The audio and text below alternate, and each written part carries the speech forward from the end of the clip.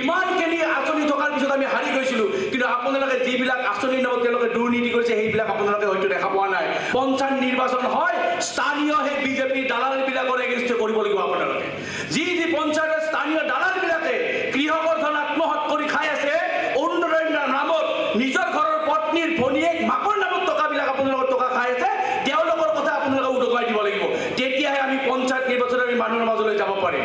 আপোনালোকৰ হাতত যিবিলাক শক্তি আছে সেই শক্তি ব্যৱহাৰ কৰি আপোনালোকে মানুহৰ মাজলৈ যাওক আৰু এই মাটিৰ দালাল দিলীপ শইকীয়াক এখনি দিয়ক, এই মাটিৰ দালাল মজিবুৰ ৰহমানকে এখনি দিয়ক আৰু এইবাৰ পঞ্চায়ত নিৰ্বাচন 2026 নিৰ্বাচনৰ যি ছেমি ফাইনেল, এই 26ৰ নিৰ্বাচনত আপোনালোকে ফলাফল দেখাই দিয়ক। মই যদি হিমন্ত বিশ্বক প্ৰত্যাহ্বান জনাই আছে, হিমন্ত বিশ্বৰ যদি পৰিয়ালৰ দুৰ্নীতি অসমৰ পৰা ৰাষ্ট্ৰীয় পৰ্যায়লৈ উত্থাপন কৰিছে, সেইগৰাকী ব্যক্তি হৈছে ভূপেন কুমাৰ বৰা ডাঙৰীয়া আৰু এইগৰাকী ব্যক্তি আজি আমাৰ মাজত উপস্থিত থকা সৌভাগ্যৰ কথা।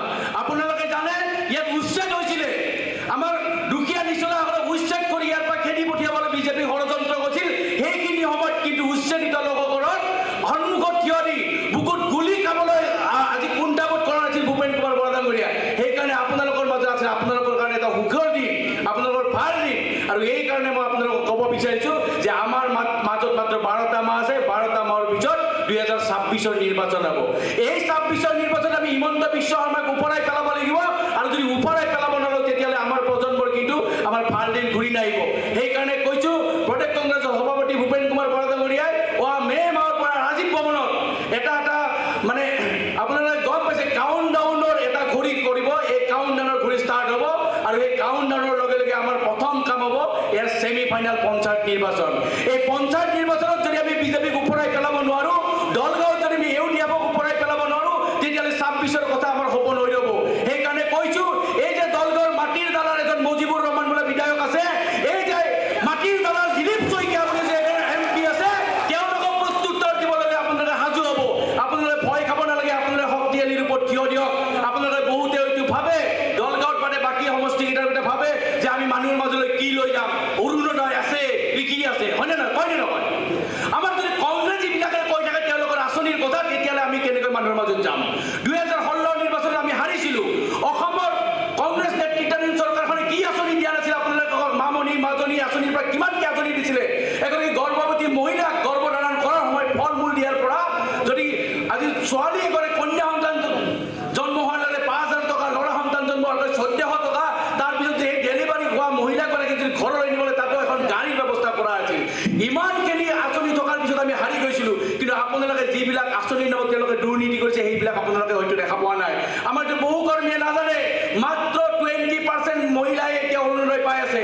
মাত্ৰ 80% মহিলাই যে 100গৰাকী যে 80গৰাকী মহিলাই যে অৰুণোদয় পোৱা নাই, তেওঁলোকৰ মাজলৈ আমি যাব লাগিব।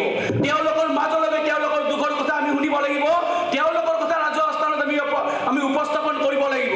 পঞ্চায়তসকলত মই যিহেতু এগৰাকী মই বুথৰ পৰা সহকৰ্মী, মই বুথৰ অভিজ্ঞতাৰ পৰা এটা কথা কৈছোঁ যে পঞ্চায়ত নিৰ্বাচন কিন্তু অকল দলীয় ডাঙৰ নেতাক লৈ নহয়, পঞ্চায়ত নিৰ্বাচন হয় স্থানীয় সেই বিজেপিৰ দালালবিলাকৰ এগেইনষ্টে কৰিব লাগিব আপোনালোকে। যি পঞ্চায়তৰ স্থানীয় দালালবিলাকে কৃষকৰ ধন আত্মসাৎ কৰি খাই আছে, অৰুণোদয়ৰ নামত নিজৰ ঘৰৰ পত্নীৰ ভনীয়েক মাকৰ নামত টকাবিলাক আপোনালোকৰ টকা খাই আছে, তেওঁলোকৰ কথা আপোনালোকে উদঙাই দিব লাগিব। তেতিয়াহে আমি পঞ্চায়ত নিৰ্বাচনত আমি মানুহৰ মাজলৈ যাব পাৰিম।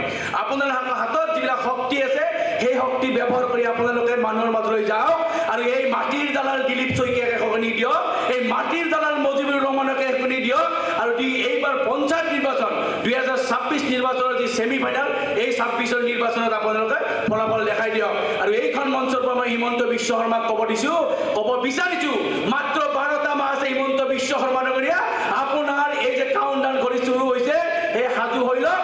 12 মাহৰ পিছত আপুনি যে জেলত যাব লাগিব সেয়া নিশ্চিত হৈ থাকক।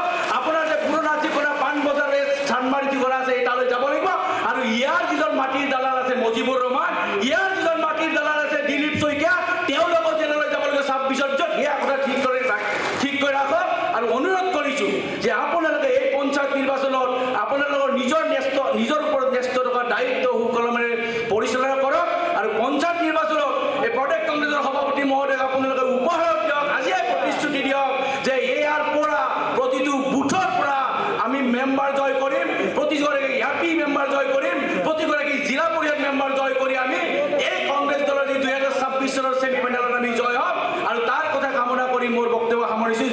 বন্দে মাতৰম